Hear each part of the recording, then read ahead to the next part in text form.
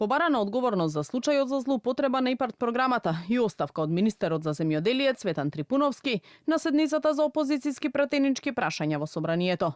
Пратеникот и поранешен министер за земјоделие Љупчо Николовски обвини дека Трипуновски, кој не беше присутен на седницата, бега од одговорност и го крие случајот. Одговор доби од заменикот во земјоделство, но и контраобвинување за незаконско доделување на грантови за време на неговото министерување. Формирајќи комисии со 3 члена надвор од сите законски процедури, само за цел да се дадат грантови по 10.000 евра за производство на вино. Веднаш да идеме у винителство за тоа што го зборите. Кажете еден грант кој што некој го добил од тие програми, а не ги исполнува условите.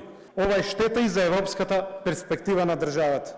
Затоа што кој ќе ви ги сопрат ИПАРД фондовите заради криминал и корупција, утре ќе ги сопрат и другите програми. На седницата се дискутираше и за последната средба на мешовитата историјско-образовна комисија и за учебниците по историја и општество за 5 и 6 оделение, при што беше побарано и неизино укинување од страна на пратеникот од Левица Реџеп Исмаил.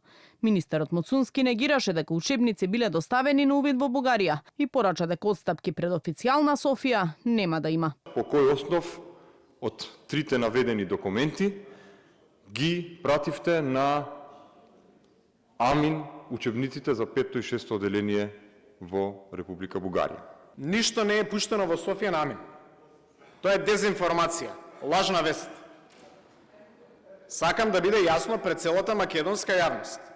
Нашите државни институции ништо не пуштиле, ни учебник, ни документ во Софија на така наречен Амин. Во рокот неколку дена, прашањето за работата на мешовитата комисија и политички напад спрема мене насочи ко-председавачот од бугарска страна, господинот Ангел Димитров, и вие. Владата секогаш ќе стои во заштита на македонскиот јазик, македонскиот идентитет и македонската историја. Ова беше прва седница за опозицијски прашања по локалните избори.